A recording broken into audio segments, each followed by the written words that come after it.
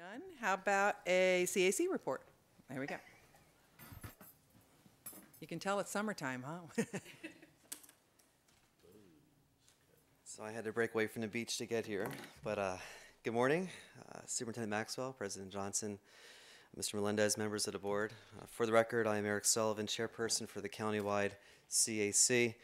I've not made a formal board report in some time, actually since April, as was reminded to me recently, and I need to figure out a way to get someone to come in my place when I get called away to work as well. I do plan on utilizing the CAC officers better to accomplish getting someone here to represent the CAC at every board meeting if at all possible. It's just not always feasible for me, apparently. That being said, first things first, I hope everyone is having a good summer and getting some duly needed time away. Secondly, I'd like to personally and on behalf of the CAC congratulate Ms. Johnson for in her election to a new term, as well as to Ms. Birch and to Colin. Thank you very much for your service and look forward to working with you this year.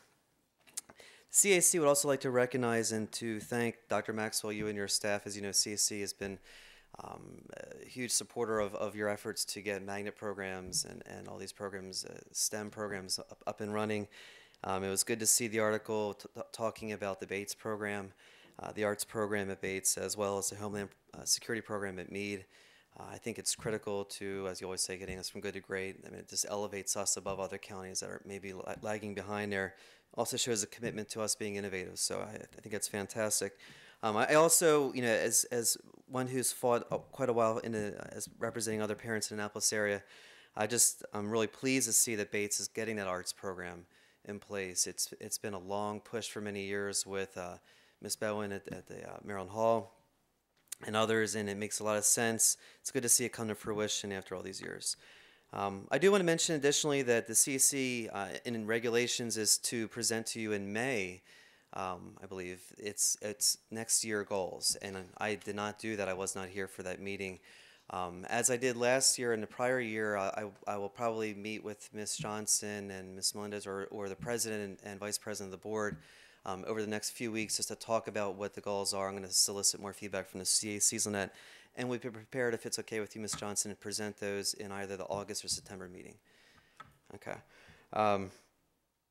Also, you know, I think just as not a surprise, a couple of areas that I'm pretty sure will make it in that list of top 5 goals, and I think we had too many goals last year. I think there was probably 10 or 15 and wanted to boil the ocean, as the expression goes, and there's just too many things going on for that. So probably keep it much smaller list outside of just the typical roles of ad hoc advice to the board as a role of the CAC.